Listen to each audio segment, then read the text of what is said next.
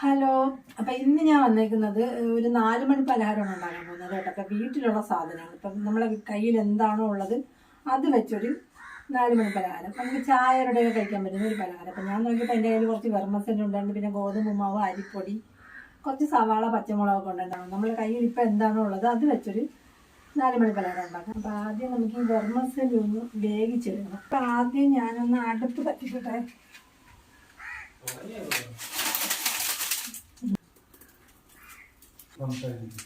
ആദ്യം നമുക്ക് വെർമസെല്ലി വേവിച്ചെടുക്കാം. അപ്പം അതിനായിട്ട് ചീനച്ചട്ടി വെച്ച് കൊടുക്കാം, പിന്നെ കുറച്ച് വെള്ളം ഒഴിച്ചു കൊടുക്കാം.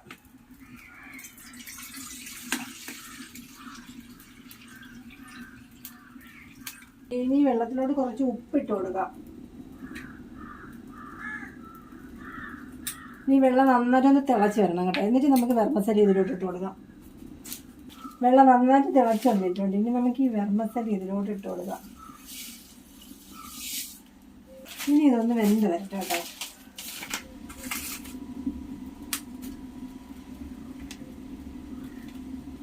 വെന്താന്ന് നോക്കാമേ.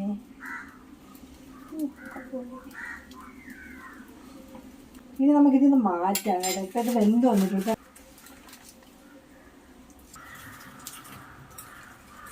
ഇതിലോട്ടങ്ങ് ഊറ്റിയെടുക്കണം കേട്ടോ. ഈ വെർമസെല്ലി അങ്ങ് ഊറ്റി മാറ്റണം. ഇതിൻ്റെ വെള്ളം എല്ലാം കളഞ്ഞെടുക്കണം.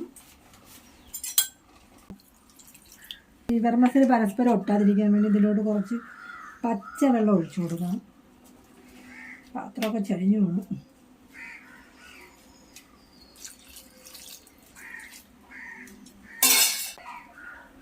കണ്ട അപ്പോൾ ഇതിൻ്റെ വെള്ളം എല്ലാം തോർന്ന് വന്നിട്ടുണ്ട്. ഇനി നമുക്ക് ഈ വെർമസെല്ലി മാവും എല്ലാം കൂടെ വെച്ച് മിക്സ് ചെയ്തെടുക്കണം. ഇനി നമുക്ക് വെർമസെല്ലി മാവും എല്ലാം കൂടെ ഒക്കെ ഒന്ന് മിക്സ് ചെയ്തെടുക്കാം. അപ്പോൾ ഇതിൻ്റെ വെർമസെല്ലിയുടെ വെള്ളം എല്ലാം തോർന്ന് പോയിട്ടുണ്ട്. ഇത് ഈ പാത്രത്തിലോട്ട് ഇട്ട് കൊടുക്കാം.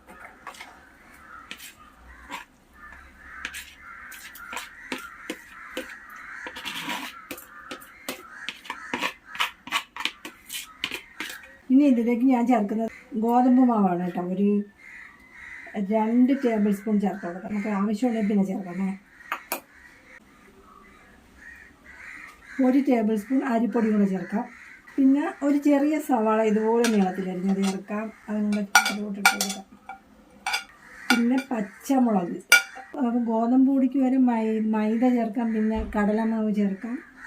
ഞാനിവിടെ ഗോതമ്പ് പൊടിയാണ് ചേർത്ത് കൊടുത്തേക്കുന്നത്. അപ്പോൾ ഞാനിവിടെ സവാള ചേർത്ത്, പച്ചമുളക് ചേർത്ത്, പിന്നെ കുറച്ച് കുരുമുളക് ഒന്ന് ചതച്ചത്, മുളക് പൊടി 1 ടേബിൾ സ്പൂൺ മുളക് പൊടി, മഞ്ഞൾപ്പൊടി, പെരിഞ്ജീരകം, പിന്നെ ആവശ്യത്തിന് കുറച്ച് ഉപ്പും കൂടെ ചേർക്കാം. ഇത്തിരി കായപ്പൊടിയും കൂടെ ചേർക്കാം. പിന്നെ മെയിൻ ഐറ്റമായ നമ്മുടെ കറിവേപ്പില, പിന്നെ കുറച്ച് കറിവേപ്പില. ഇനി നമുക്കിതൊന്ന് മിക്സ് ചെയ്യാം. ഇതെല്ലാം കൂടെ നല്ലപോലെ മിക്സ് ചെയ്യണം. കുറച്ച് വെള്ളം ചേർത്ത് കൊടുക്കാം. ഗോതമ്പ് മാവും അരിപ്പൊടിയൊക്കെ ചേർത്തേക്കല്ലേ, അപ്പോൾ അതൊന്ന് മിക്സായി വരണം ഇതിൽ.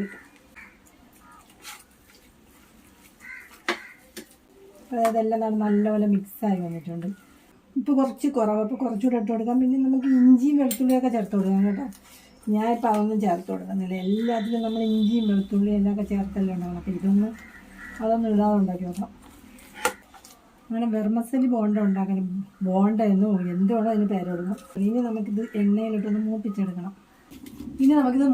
അപ്പോൾ അതിനായിട്ട് ഞാൻ ഇതിലോട്ട് കുറച്ച് വെളിച്ചെണ്ണ ഒഴിച്ചു കൊടുത്തിട്ടുണ്ട്. പിന്നെ സൺഫ്ലവർ ഓയിൽ വേണമെങ്കിൽ അത് വേണമെങ്കിലും എടുക്കാം കേട്ടോ. ഞാൻ വെളിച്ചെണ്ണയിലാണ് മൂപ്പിച്ചെടുക്കുന്നത്. വെളിച്ചെണ്ണയാണ് ആരോഗ്യത്തിന് നല്ലത്. ഇപ്പോൾ എണ്ണ നന്നായിട്ട് ചൂടായി വന്നിട്ടുണ്ട്. ഇനി നമ്മൾ മിക്സ് ചെയ്ത് വെച്ചേക്കുന്നതാണ് കുറേശ്ശെ എടുത്ത് ഈ എണ്ണയിലോട്ട് ഇട്ട് കൊടുക്കണം. ഒന്നും കൂടെയൊക്കെ നല്ലപോലെ ഒന്ന് മിക്സ് ചെയ്യണം. ഇത്തിരി നേരം നമ്മൾ മിക്സ് ചെയ്ത് വെച്ചല്ലേ. ഈ അടുപ്പൊക്കെ കത്തിച്ച് എണ്ണയൊക്കെ ഒന്ന് ചൂട് ചെയ്യാത്ത സമയം എടുക്കാം.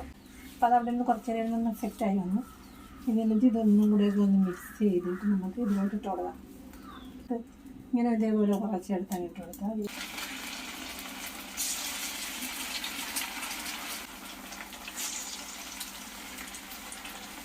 എണ്ണയിൽ ഇട്ട ഉടനെ ഇത് മറിച്ചിടരുത്. കുറച്ച് നേരം കഴിഞ്ഞതിന് ശേഷം മാത്രം ഇത് മറിച്ചിടണം. ഇതൊന്ന് മൂത്ത് വരട്ടെ. എന്നിട്ട് നമുക്കിതൊന്ന് മറിച്ചിടാം.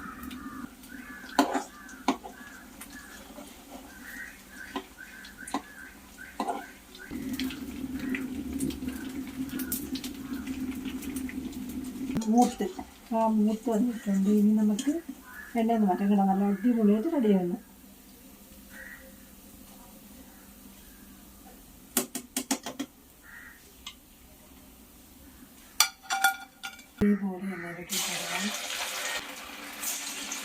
ഇത് ലാസ്റ്റാണ് കേട്ടോ കയറുന്നത്. ഇത്രയും കൂടെ ഉള്ളു.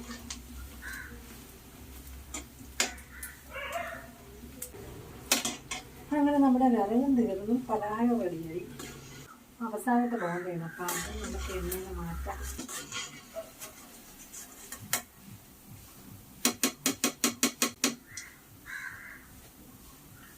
അങ്ങനെ എല്ലാം നമ്മൾ മൂപ്പിച്ചെടുത്തിട്ടുണ്ട് കേട്ടോ.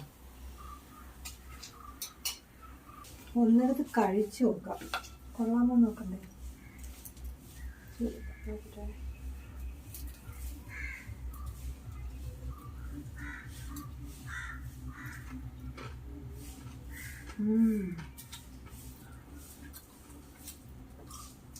അടിപൊളി, കൊള്ളാം.